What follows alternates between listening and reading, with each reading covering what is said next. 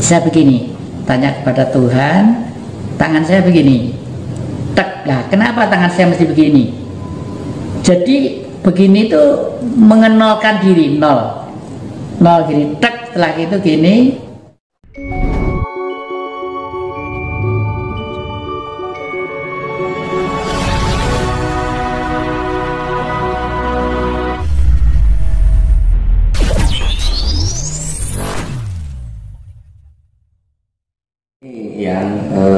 Kalau kita melihat akhir-akhir ini kan banyak bencana, musibah, bencana. Sepertinya ini seleksi alam sudah mulai. Iya. Bagaimana yang jadi agar kita bisa selamat dari bencana musibah yang akhir-akhir ini sering terjadi? Ya, alam itu mempunyai karakter dan mempunyai sifat dan mempunyai hukum, ya. Oleh karena itu di dalam buku saya yang 2018 ya, itu judulnya Jagat Merenovasi Diri. Jagat Merenovasi Diri. Merenovasi diri. Dan di situ saya tulis angkanya, manusia akan disisakan 27,3%.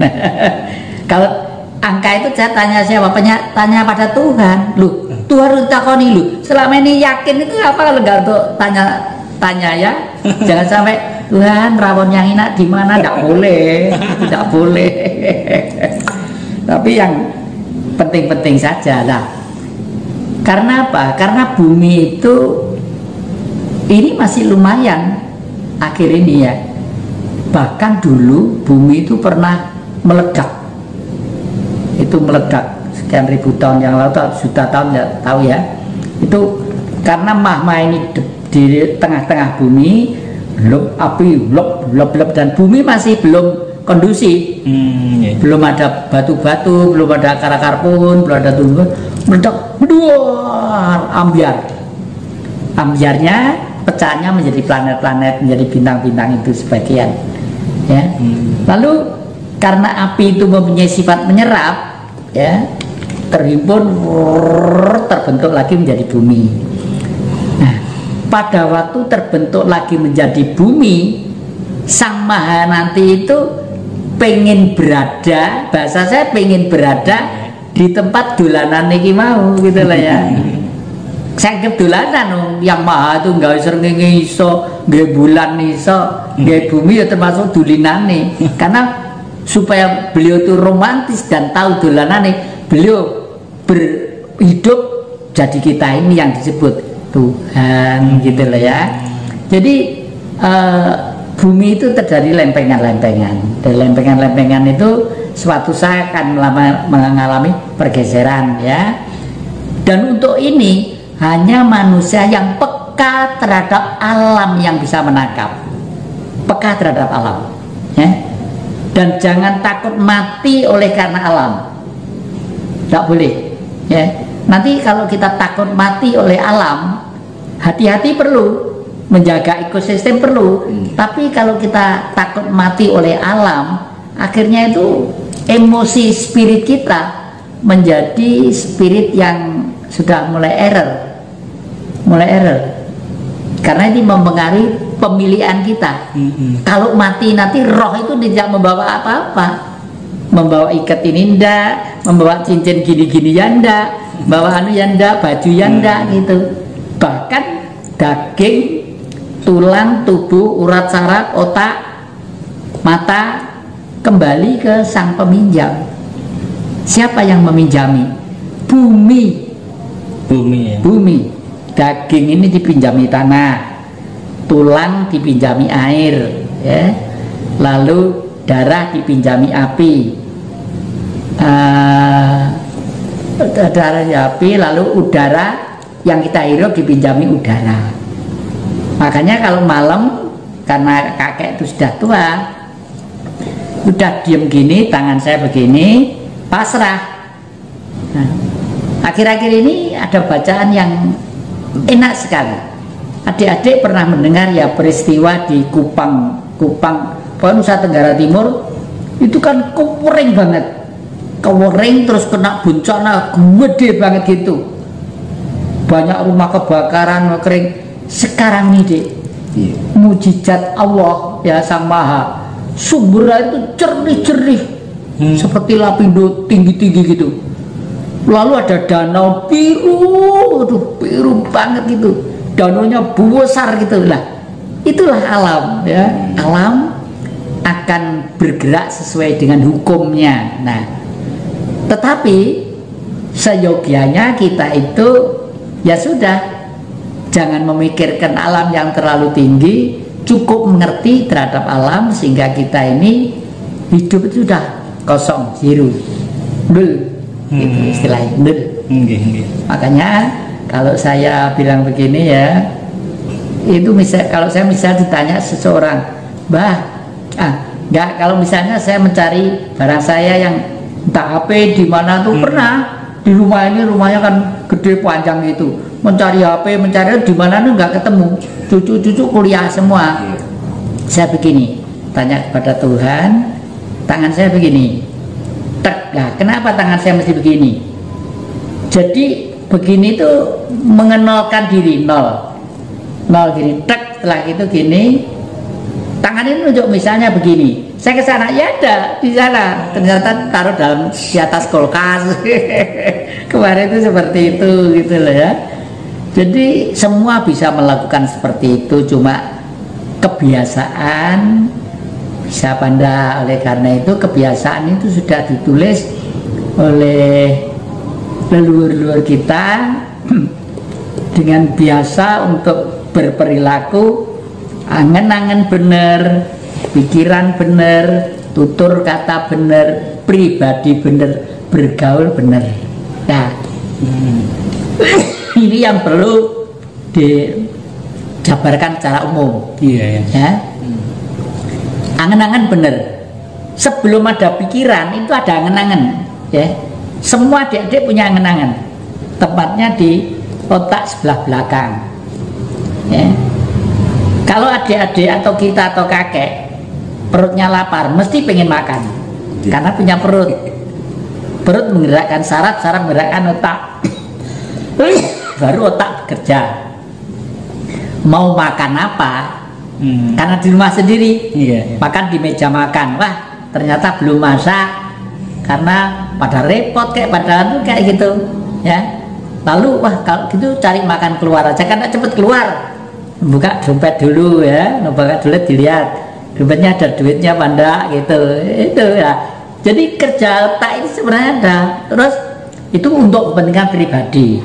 Tapi pribadi tadi itu akan terhapus semua kekeliruan dan kegilapannya kalau pribadi ini kita persembahkan untuk kepentingan bangsa dan negara. Itu ya, bangsa dan negara. Mungkin orang-orang di Kupang sana yang kepanasan ke segala macam, waduh, boleh dikata makan aja sulit ya. Untuk Bapak Presiden itu harga bensin sekarang sudah disamakan ya. Ini itu udah, lalu dimanapun sudah mulai dipasang tower-tower, lalu jalan-jalan supaya lajunya enak, dan pergaulan internasional pun tetap harus kita jaga karena sekuat-kuat nasionalisme masih tetap akan rapuh kalau kita tidak mengerti pergaulan internasional. Meskipun kebangsaan ini harus ditaruh di nomor 2. Di zaman Bung Karno tahun sekitar 60-an ya, urut-urutannya Pancasila itu seperti ini. Nggak sekolah pun bisa ngapal nih. Lah, ini besok kalau kita itu sudah ada kesempatan atau pemerintah ini sudah nun sewu waras lagi, waras betul-betul waras ya, dalam arti sebagai alat negara ya. Susunannya itu gampang. 1, ketuhanan yang 5K, ketuhanan yang Maha Esa, kebangsaan, kemanusiaan, kerakyatan, keadilan sosial, titik. Nggak sekolah pun ngapalnya pinter. Dirubah menjadi kemanusiaan nomor 2 itu kan pengaruh tahun 74 oleh Orde Baru karena dimotori oleh blok barat itu, khususnya Amerika ini. Waduh, jangan bangsa, yang paling utama di dunia itu manusia. Yang harus diutamakan itu harus manusia. Karena isinya manusia. Manusia butuh makan, butuh sekolah, kelihatannya bener. Tapi di kitab-kitab suci Iya. Itu bukan manusia diutamakan, bangsa. Kalau manusia diutamakan, akhirnya menjadi perilaku politiknya liberal, bebas, akhirnya menjadi binatang. Manusia itu kalau diberi kebebasan, ya berubah menjadi binatang secara tidak langsung. Betul ya. Ini yang ada titipan pertanyaan dari teman-teman, minta dijelaskan tentang ilmu sabdo dadi ya. Sabdo dadi itu adalah bisa diucapkan oleh siapa saja, Ya. asal manusia itu mau begitu sadar sebagai manusia, itu mulai menata dirinya untuk menjadi cahaya Tuhan. Bahwa dirinya adalah Tuhan tadi itu deh. Ya. Dirinya adalah Tuhan tadi itu. Memang Tuhan itu kita ini adik-adik Tuhan. Ya. Cahayanya kalau Allah suruh sekalian alam itu ya. Nah, kalau wis wong kuwi kulino anu sak munine mesti dadi. Aku wis gak oleh muni macam-macam, Dik. Gak oleh muni macam-macam. Meskipun kudu kereng lho, Dik. Nggih. Hidup itu harus kereng ya. Karena apa?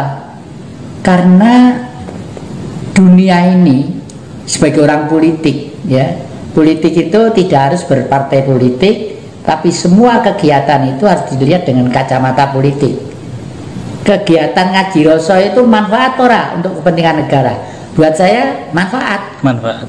Cerita dengar mau menyebarkan, datangi para pinispo nanti di Kediri, di macam-macam gitu untuk disebarkan sebagai wawasan gitu ya.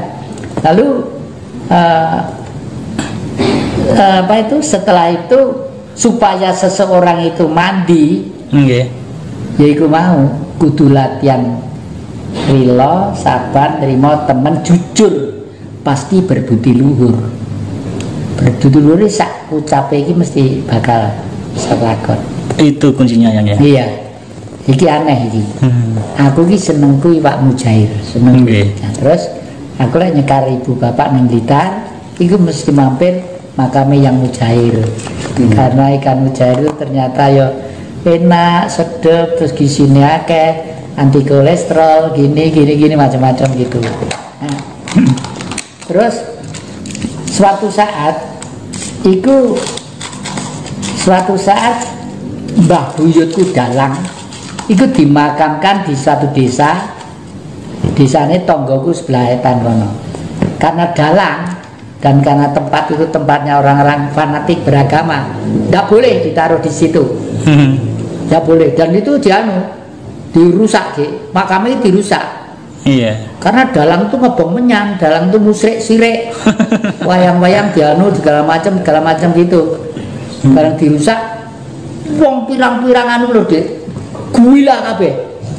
Lanang wedok sing padha ning pesantren gila semua. Gila. Sing wedok ki nyinden turut dalan, sing lanang ki ngendang karo jogetan turut dalan. Terus karo tokoh-tokoh agama kono digolekne wong pinter. Mulai teko Banyuwangi sampai tekan Banten. Satu pun tidak ada yang bisa. Cuma ketoke diwaca karo wong dingun. Oh ngene lho. Iki ana dalang sing neng desa Papungan. Itu yang putri itu dalang iko fotone, Mbah Putri, sing Mbah Kagunge ya dalang. Iku sing dimakam neng kono iki ibu bapake iku, dalang loro iku. Wis njaluk ngapura neng Mbah iku jenenge Mbah Darmo iku. Mbah Darmo. Jenenge Mbah Darmo gitu loh. Terus akhirnya rono yang nyuwun pangapunten lari-lari ke Menger nika kirang sopan napa ngrisak makamipun Mbah Dalang. Mangkersanipun dipun dandosi ingkang sae. Terus nyuwun tulung menika pripun supados saged sadar malih. Lho kene iki ora iso apa-apa. Ning kono klek ngene wong pinter agama, wong pinter ngene-ngene dan apa panyune wis ditopo karo Gusti. Nggih.